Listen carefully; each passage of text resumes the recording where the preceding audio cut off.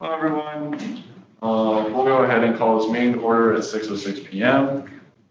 My name is Mason Wishman. I'm the ASOIT president. We'll go ahead and move into officer reports. To start, I'd like to appreciate the attendance tonight and that you're all here, and we hope this kind of representation and engagement continues in the fall. We know that things aren't and haven't been perfect, and we're looking forward to taking some steps in the right direction. That's the end of my report. Sasha? Last reminder, tomorrow and after tomorrow, there'll be a blood drive by the Red Cross at the Shiloh Inn. If you're interested in donating, there's still spots open for Wednesday. To repeat, a blood drive at the Shiloh Inn. Donate your blood today. Beyond that, I had my last meeting with the Percento for Arts Commission for the new art project within the Tech Rec Center.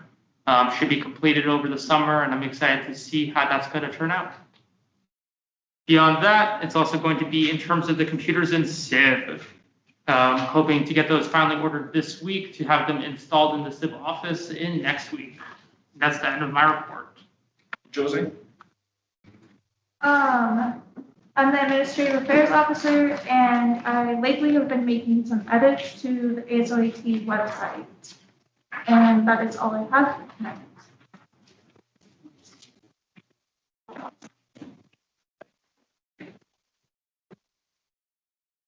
And Sally? What's that, sorry? Hi, everybody. I'm Sally. I'm the non-traditional student officer. And the only thing I have really to report tonight in my report is that I held the last and final of the year and of my term, or well, my whatever 4-year term event.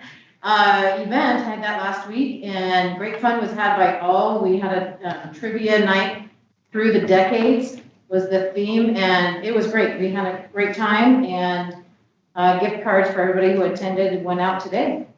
End of report. Caitlin? Hi, I'm Caitlin. I'm a communications officer. So I decided to try to do some stress giveaway boxes. And that's kind of my way to be able to de-stress some students. I know that finals will be coming up in the next couple weeks. The weather's nice, so I kind of wanted to treat students to something where they can treat themselves. And those prizes have just started to ship, and we've even gotten something today. End of report. With the officer reports out of the way, we can go ahead and move to advisory reports, starting with Dr. Full.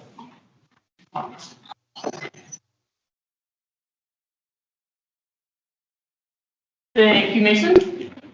So can everybody see the slide? I hope. Those of you online? Confirmation? Anybody? Yes? I can't see online. Can you share the You screen? need to share it. We're working on it. We're working on it. Yeah. Hang on. There you go. Now you see it? Yep. Okay. All right. Next slide. So I want to talk quickly about the possibility of having a mandated COVID vaccine requirement for campus that would be for fall of 2021. So I'm going to go over a couple of slides here, the current status of the vaccine, some organ response, campus exposure example, some pros and cons or support of or against, and then what the next step looks like. So next slide. So here we are. The EUA, emergency use authorization, is for 3 manufacturers. You probably already know that: Moderna, Pfizer, and J&J, Johnson & Johnson. It's now 16 plus are eligible for the vaccine, and I think this week, maybe even today, 12 to 15-year-olds will be available to receive it with Pfizer. Full FDA approval should come fairly soon. I don't have an exact date. And then the availability of the vaccine, which is really important as part of whether or not we require it, is increasing across the country in general and to isolated populations or rural populations. And we're working with the governor's initiative of getting more vaccine to specific communities. Next slide. So just to see where we're at statewide, we're at about 52% statewide is in the process of, with 36%, almost 37% completed. So the difference being about 16% that are in in process, meaning they need their second dose if it's a Pfizer, Moderna vaccine that they're receiving. Next slide. So what is really important to us where we have campuses, you can see Klamath County down at the bottom is only at 38%. Marion County at 47%, that's where Chemeketa and our dental hygiene program is, and then Clackamas County at 51%. So Klamath County is lagging, I would say, significantly behind some of the other counties, which all goes into, the consideration of whether or not we mandate the vaccine. Next slide. So this is a campus exposure example. Next one. There's going to be kind of a rapid. So one student attended an event that was unsanctioned, unapproved. At that event, go ahead, 14 other students were exposed. Of those 14, next one, 5 people became positive. You can see around each of those 5 positives. Next one. This one had 2 roommates. Next one. This one went to an event and exposed everybody. The green indicator is somebody that's been vaccinated, so they did not have to go to isolation. Next one. Okay, so at the bottom, we added another 4 exposures. Next one. 3 more from that 4th positive. The initial event, 6 more students were re-exposed through another activity. That was an unsanctioned informal movie night that occurred. Next one. Then we had a student that went to a class where physical distancing was not very well maintained. So it was almost an entire class was exposed. One of those became positive. Next one. And, as a result, there's another 5 or 6, 7, 8 exposures. Next one. So some of the same class then was re-exposed because of, the close, small campus. Next one. Yeah. So 3 more at the far right. Next one. Couple more. Next one. Here's a class that happens to be one of our medical areas, and so a lot of the students were already vaccinated, so the green people did not have to go through any isolation. Next one. So in just 1 week, from one initial exposure, an activity that wasn't sanctioned, we had 94 students impacted. So of those, we only had about 6 that were vaccinated.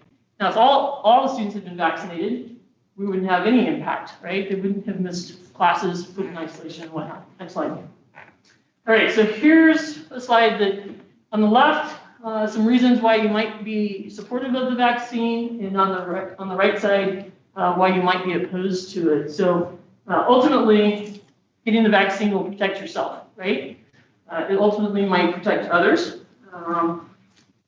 If we get the majority of campus vaccinated, then we can get back to some normal activities. We can do some things that we haven't been able to do this year, which would be nice, including, a commencement in person instead of another virtual. It's really one of the most important tools for getting the pandemic to end, which we all would like. We're very tired of living under the conditions of COVID. It reduces your chance of getting severely sick or even dying if you get it. On the right side, there's arguments that why should it be mandated? It takes away my personal right to decide. I'm an adult, it should be my decision. If I get COVID, I'll be okay because I'm young and it doesn't impact young people as significantly. So therefore, I don't need the vaccine. The long-term effects of the vaccine are unknown, right? Because it hasn't been around forever. It's only been around for about 6 months. The emergency use authorization status of the vaccine means it's not been fully vetted and approved by the FDA. And there may be other religious or medical conditions that you might say, I'm not wanting the vaccine. Right, next slide. So we're looking for feedback as to whether or not we move down this path of mandating a vaccination program. We would do that only if and when the FDA fully approves one or more of the vaccines. Right now, none of them have full FDA approval. Our goal would be to get the majority, or what you've heard as herd immunity, for our community. That's 70 to 85%. Again, I said at the beginning that this would go into effect fall of 2021. So it's 4 months away. Currently, OSU, PSU, UVO, Western, have all announced within the last 4 days or so that they are requiring students, faculty, and staff to get the vaccine for fall term. So what I would like, whether it's now via discussion or an email to me by May 24th, would be your thoughts on whether or not we should move forward with a program or not require it. Yeah. I'm just kind of wondering where students who are remote or students who are on externships stand, because they're technically not on the college campus, but they're still students. I'm just kind of wondering where that area. Yeah, so right now it would be anybody who's on campus for in-person classes would have that requirement. But I would guess anybody on externship probably might have that as one of their immunization requirements to go out on externship. That's Kind of based on up what to the they'll site. say then? Okay. Yeah. Awesome, thank you. Good question. Any other comments or questions before I turn it over? And yeah, Jamie? You could, when you, if you make it mandatory, you could have an option for a reason for not getting the vaccine. Yeah, good point. Thank you. There are some people who are allergic to it. stuff Yeah. like that, but Yeah, so- little rights like, you know, interchanging the DNA, then Yeah, by law, that'll be good. by law, we would be required to have exemptions. So for medical conditions and or religious or other philosophical beliefs, there would be an exemption process. So yeah, it would be an option for somebody under those conditions. Just to say I don't want it, probably wouldn't meet the exemption criteria. But if there's a medical or religious belief system that would fall under that exemption, we would have granted that. Good question. Anything else? All right, in the meantime, our numbers are getting better from the last couple of weeks, so everybody needs to continue to maintain physical distancing and continue to wear face coverings, wash hands, all those things that we've been doing for so long that, it's become routine, right? And I appreciate everybody's effort to finish out the year strong so we don't have a bad finals week or into the month leading into the term. All right, any other questions for me from anybody?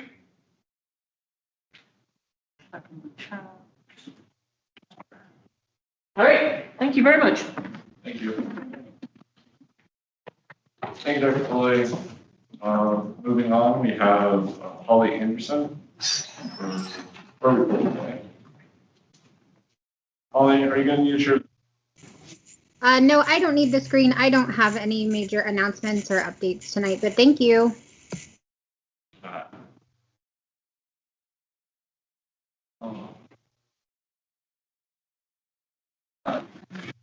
So with that, if no one has any comments or questions, we can go ahead and move into old business. Sally, the election committee? Sure, yeah, so I'm Sally Sutton. My other hat right now is I'm chairing the elections committee, and we're in the middle of wrapping up interviews. We do have interviews for club officers happening in the next couple of days, later this evening and then tomorrow evening.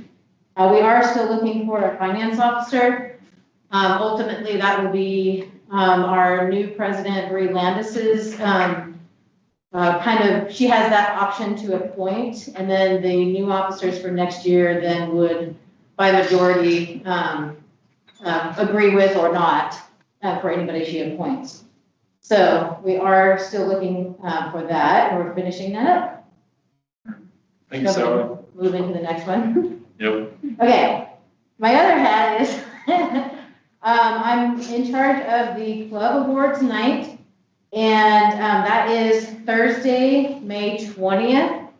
And we've been working really closely with the Civ office. This is also going to be the Legacy Awards night along with club awards. And we had been announced that we were going to do a dinner, like a virtual, this is a virtual event. And we were going to provide a dinner where everybody comes and gets a dinner, takes it home, and then we all virtually eat it together. We were running into a lot of problems with semantics with that and working with some of the different places that could provide food for us to do that.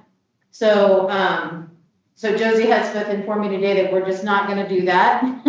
No food. We still will hold the awards night, but it will be virtual. So what that means though is that it will be at 7 p.m. that night on Thursday, May 20th at 7 p.m. That will also be, I'll take your question in a minute, Jamie. That will also be the night that we officially install all of our new officers, of which you see a few of them here with us tonight. Jamie, do you have a question? Reuses data. Say what? They, them, not she. Pronouns. Oh, thank you. Thank you, yes. So Bree Landis, that is their choice to appoint and have the rest of the committee approve, the new committee. Thank you, Jane. It's a hard one for me. Would you like to introduce the new officers? Sure, yeah, we actually absolutely can. So if you want to just stand up when I call your name. So down on the end, we have Justin. And Justin is our new vice president officer for next year. Yay! And right here next to me, this lovely lady, Morgan Queen. Morgan is our administrative affairs officer for next year. And down on the end, here next to Caitlin, is Clarice. Clarice is our new communications officer for next year.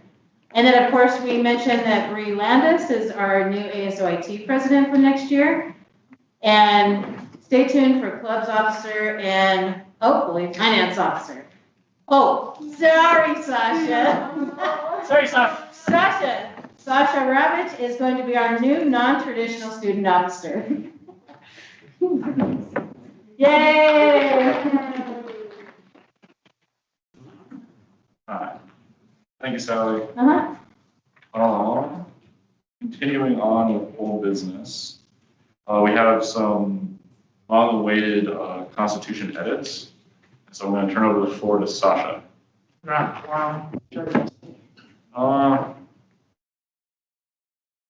out. Just talk it out. Introduce them. A little room. Yeah, sounds good. Hi, everyone. My name is Sasha Ravitch. I'm the current vice president, next non-trad officer of ASOIT. Over the last term and a half, we worked hard to update the bylaws and constitution. Since we don't have quorum, we're just going to mostly just talk about it and talk about the changes, and then most likely next year is when we'll have quorum and be able to actually implement these things. We wanted the language in the documents to protect student voice and the ability to engage in the process.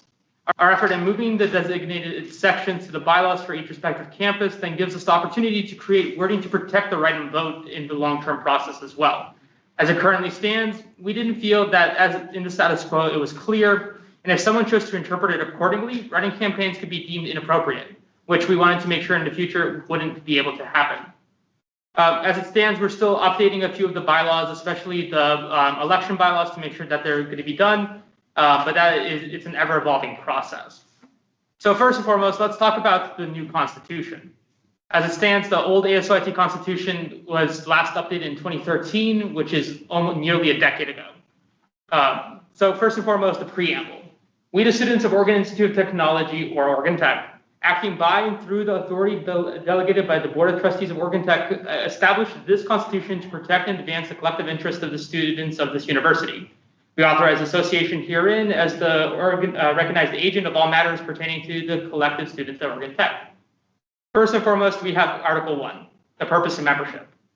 Pretty straightforward. It's essentially just giving us who we are, ASOIT, what ASOIT's mission statement is, to support the social, cultural, physical, and educational pursuits of its members, and the representation of individuals in collective interest of Oregon Tech students.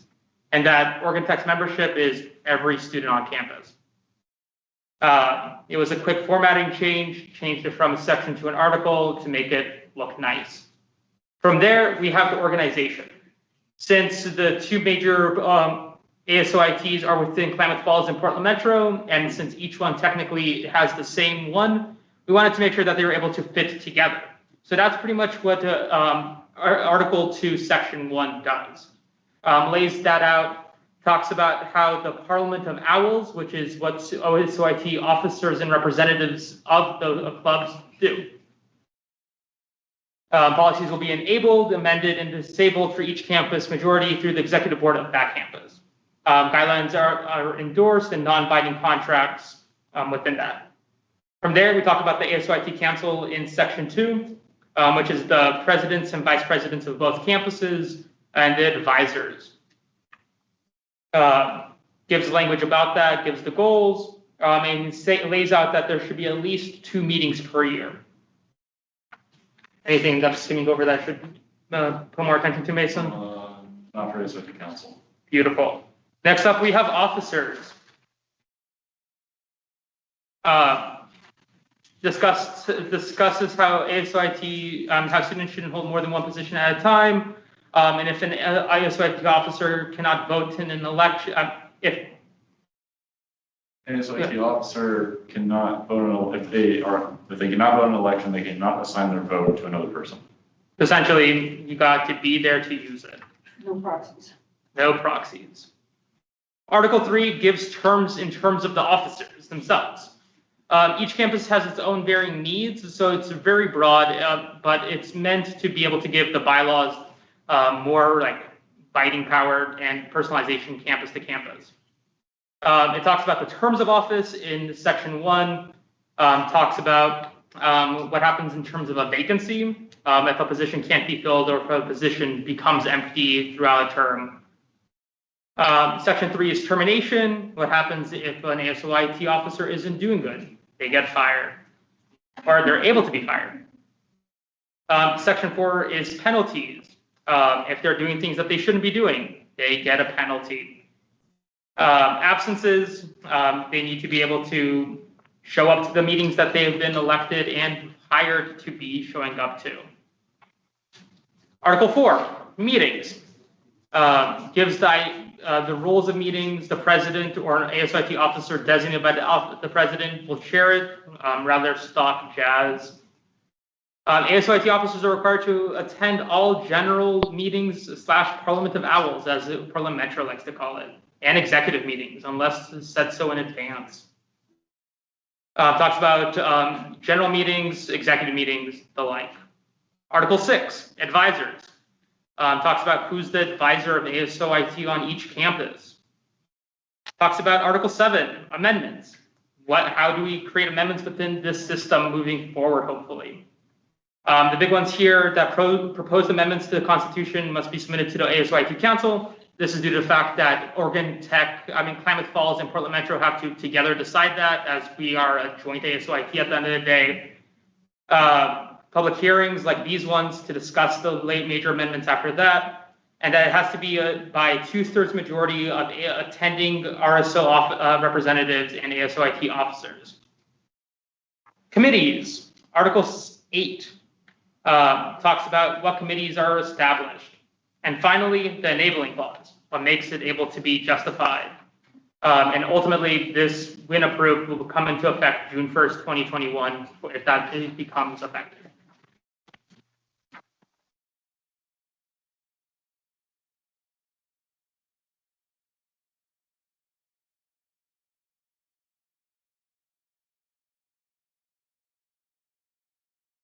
Now we'll go ahead and move into any discussion anyone has about the proposed changes or anything of that sort. General comments. Hello? Sorry, did you call my name? Yes. Hi. I was curious where students can find the proposed changes to bylaws mentioned in the document. I couldn't find them anywhere on the website or really anywhere at all. So I feel a little bit in the dark as someone who's interested in this. We've, just today, we ended up working through and formatting a lot of it. So we'll end up getting those posted by early Monday. I can go ahead and walk you through them very briefly right now. There's not really any real change. A majority of all the quote unquote changes are just refactoring and moving things from the Constitution to the bylaws. So that way, because with the main emphasis on up in Portland Metro, they don't do the traditional officer elections. All officers are hired. And so a lot of the majority of it is moving things like we moved the qualification for ASOIT officers and probation into the bylaws. And then all of the officer duties are the same, minus one minor change, which is instead of having the communications officer post the minutes to the webpage, it's actually the administrative affairs.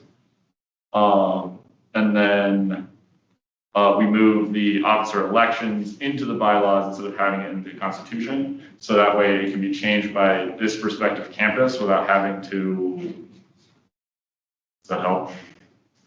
Without having to like consult Portland Metro and we want to change things about our elections down here in Klamath Falls. There's also a lot of verbiage changes you'll see as far as ASOIT Falls instead of just ASOIT because these bylaws are specifically referenced to Klamath Falls. This is all essentially copied and pasted version or verbiage from the Constitution. Similar with recall, copied and pasted verbiage from the Constitution with the minor changes of Klamath Falls instead of just ASOIT. Similar, same thing with impeachment. And then the only changes for the election committee are these last 2 points here, which were copied and pasted from the Constitution as well. So that's kind of just a brief overview of all the changes, and I'll make sure that these get posted, and so then when action is taken on them, most likely sometime next term, you guys will be well aware of them. Does that answer your question? Yeah, just as long as they're posted somewhere, I guess is my only big thing, but thank you. Any other comments, questions, concerns? I just wanted to say, Mason, if you are anticipating that the people online can see your screen, we cannot. We are still looking at a COVID vaccine slide. And then also, Shiloh, to answer a little bit of your question, those documents are normally posted on the ASOIT website. When the university rolled out the new website in the fall term, we really struggled to get ASOIT, Portland Metro, and Klamath Falls the access that they needed to get there. We lost everything, and basically our pages, all of our content went bare bones, and so it has been somewhat of a very unnecessary logistics battle to get that access back, required training for those individuals, things like that. But normally, in a normal, the website has not been overhauled. We have not lost all of that historical data, those types of things. Normally, it's on the website. Thank you so much. Any other comments, questions, concerns? Maybe you should go through them again. Yeah, sure. So we'll go ahead and walk through the Constitution real quick.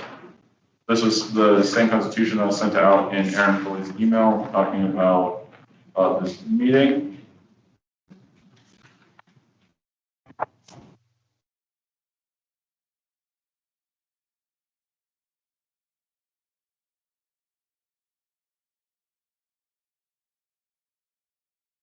Jason, I think they were talking about the other document, not that document. Well, it wasn't shared for either. Yeah.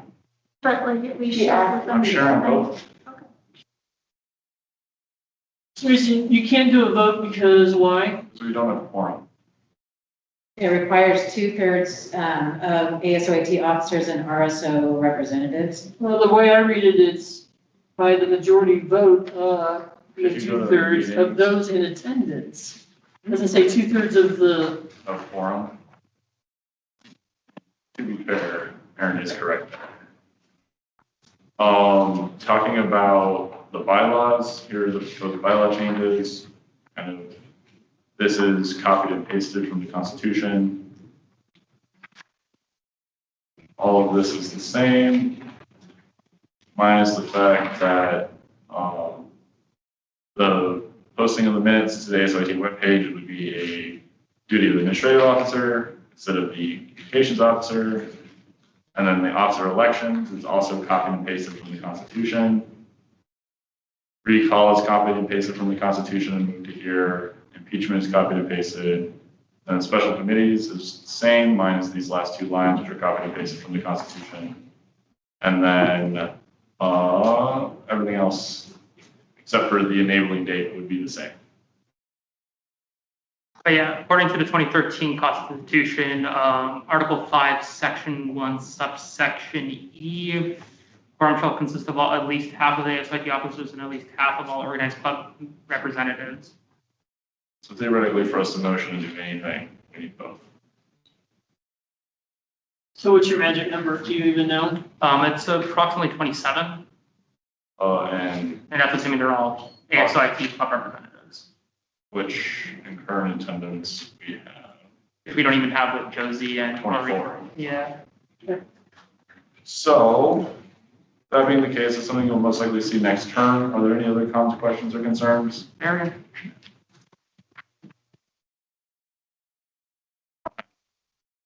Is there any other old business anyone would like to talk about? Election bylaw. Oh, sorry.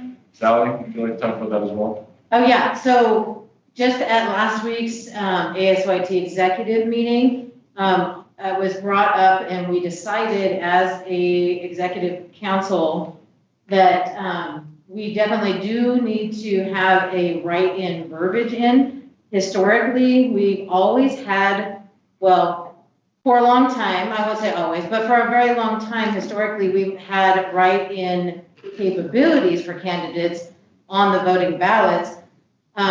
And then this year was a pretty unprecedented year where we actually had those write-in candidates actually win by majority of vote.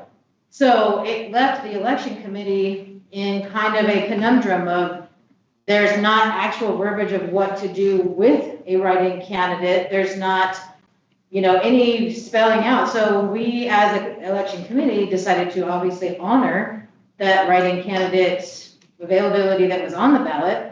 But moving forward, we proposed to the council, the executive board, that we definitely need to have for future election committees that the verbiage of here's what we do with moving forward. Are we going to have write-in candidates? Are we not? And if we are, how is that verbiage going to be in there? So as the executive council, we decided, yes, we still want to have that write-in candidate option available.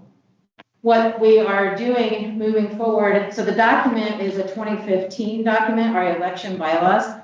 Last time it was updated was 2015. So again, a very old document. And, but historically, we had never had a write-in candidate win. So moving forward, we've done some research on what other universities do or do not do with write-in candidates. And so we have decided to move forward with doing write-in candidates. We will have that verbiage available in that document. What we are looking at is it currently states kind of weird numbers of like the candidate, whoever wins has to win by 40%, and it includes all the no votes and all kinds of weird stuff. So we've decided to get rid of the no votes.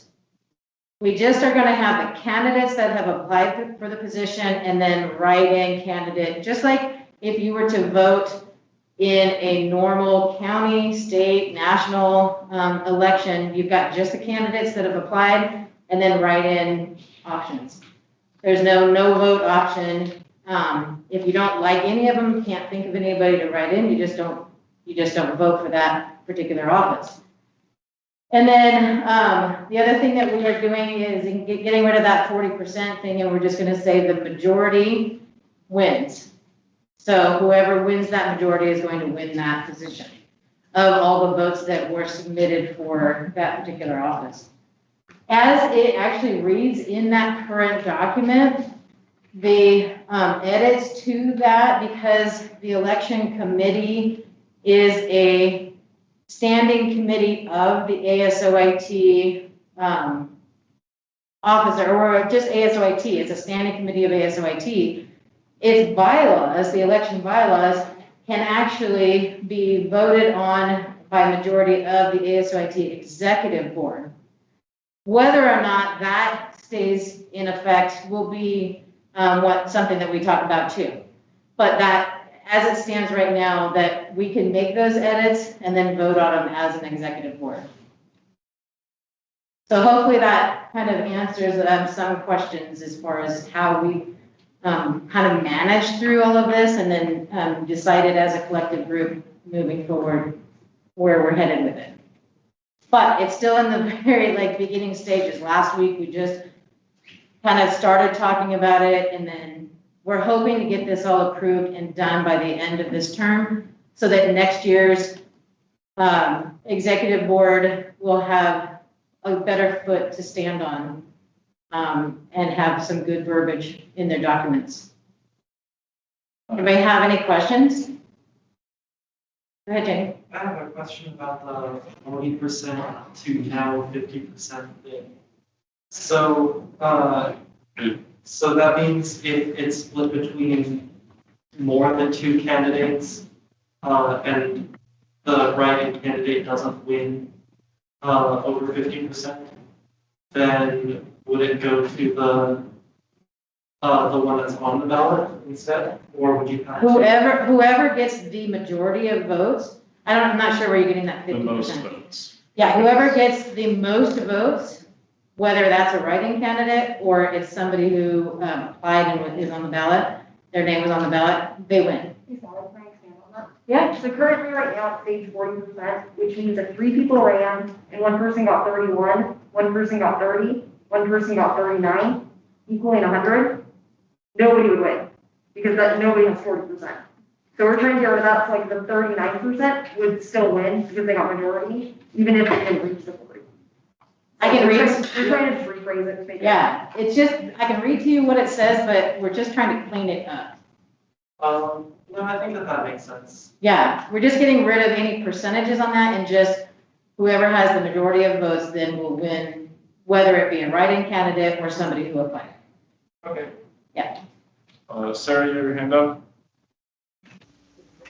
Yeah, so I had a couple of questions. The first is, which universities are you looking at as examples of how you want to structure these new election laws or these new verbiage regarding write-in candidates? And the second part is, will the general student body be able to vote on the changes, or is it just going to be the executive committee? So that's good questions. So the universities that we currently research right now are the University of Oregon, OSU, Purdue University in Indiana, University of North Dakota, and then a university of, I don't know what all they stand for, but a university in Arkansas. So we basically looked at the 2 of the bigger ones in Oregon to find out what they're doing, and then we went outside of Oregon to find some verbiage to kind of figure out what works best for Oregon Tech. And then to answer your second question, Sarah, as I stated before, the current document that we have is dated from 2015, but it does state in the current document that these election bylaws, with a majority vote of ASOIT executive board, go into effect whenever that is voted upon.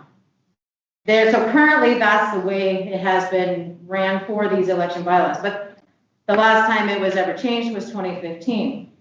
As the executive committee or board, we have that right to either change that or not.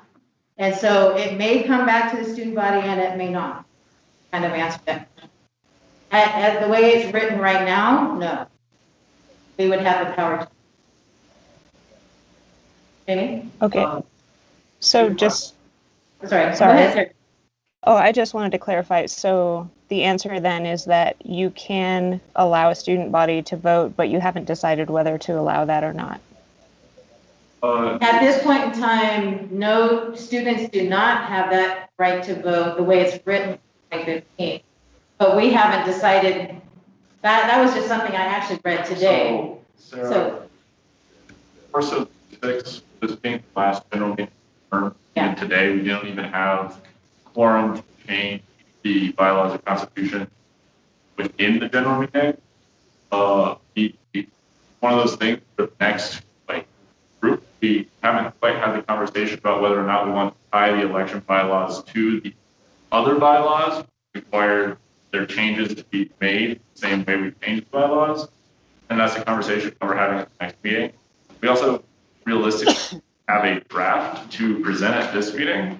So logistically, we will end up voting as an exec team. And then into this next term, you may see a possibility of it being tied to the bylaws, and then that those changes being cemented would then be voted upon by the general population. It's just still really new, Sarah. We only just brought up even amending these just last week in lieu of the election that recently happened. Does that answer your question? Yeah, thank you. Sure. A couple of things. One is I'm wondering, how much did Bree win by? I don't think I necessarily need to share that, except that majority. Okay. So as the election committee, we have the right, as stated in our bylaws, to actually interpret and interpret these rules and regulations. And we decided to throw out that 40% because nobody would have won. So we went by majority. So, Okay. yep. And then another, I guess one that I just thought of is has ASOIT considered making the ballot counting public so that people can see the results as it's. I mean, that's something I can throw on our list to talk about. We haven't talked about that. Historically, it hasn't really been needed because one, writing candidates have never been an option, and there's been very limited elections in general within ASOIT's history that's had more than one candidate regardless. Currently, it's the election committee's position to look through and count the ballots. It's not even the rest of the executive board. We count them and then we go to the executive board, here's who won. So, but I wrote it down. It's not anything we can't entertain, or at least talk about. Okay. That's it. Any other comments, questions, concerns?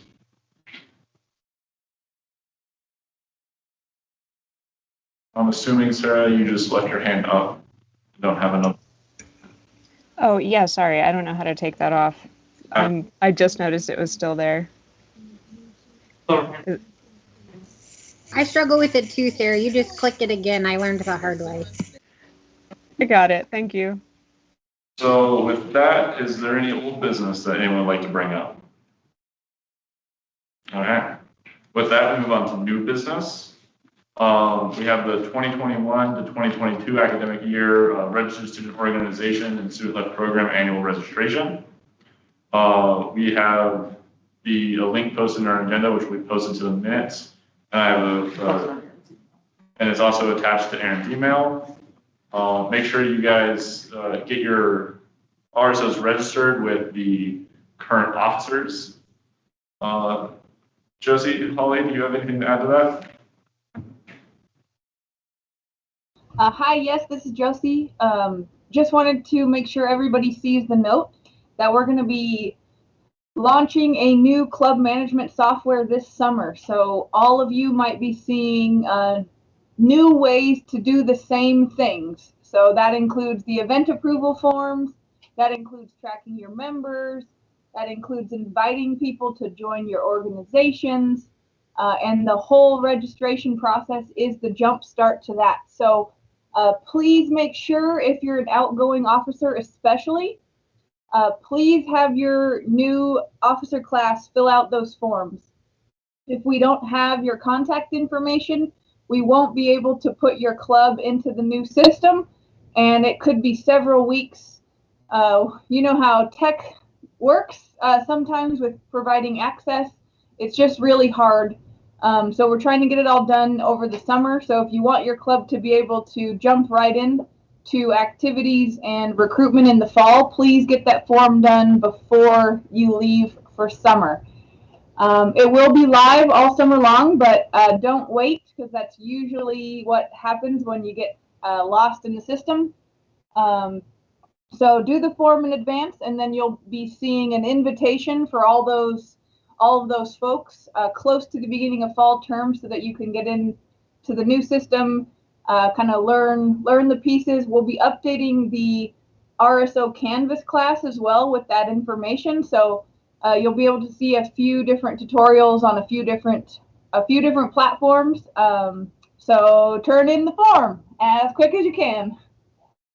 It does have an option to upload your constitution. That field is not required, but I highly recommend doing it if you have one. If you don't have one, or maybe you've lost it through the years of officer transitions, go ahead and go onto the TechWeb Student Club Resources button, and you can find the sample constitution and start from scratch. Thank you. Josie, is there any other new business anyone would like to discuss, or any comments and questions about the previous new business?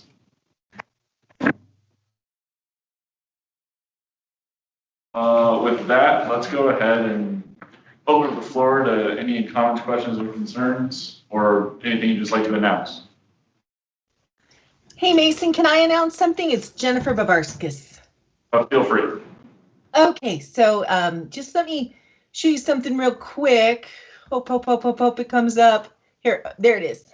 Okay, so years ago we used to have a program called Ask a Nurse.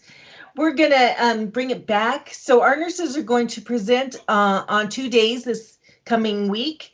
On May 17th, Kelly, our advanced practice nurse, is going to present information on allergies. The presentations are short because the idea is that you get to ask any questions you want to ask her about allergies.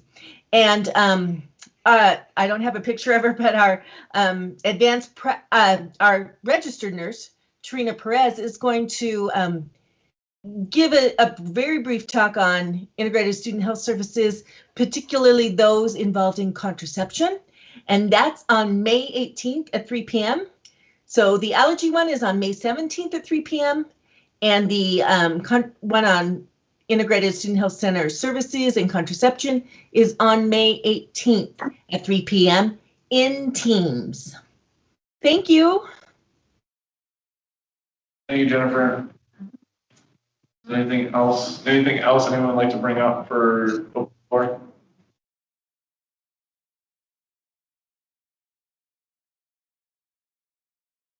I'm gonna go ahead and going once, going twice. Okay. Let's go ahead and adjourn this meeting at 6:53 p.m. Thank you all for coming, and I appreciate everything. Make sure that before you leave, you put the RSO you're representing in the chat. The chat function's not working online, so please email your name and your organization you're representing to asoit@oit.edu.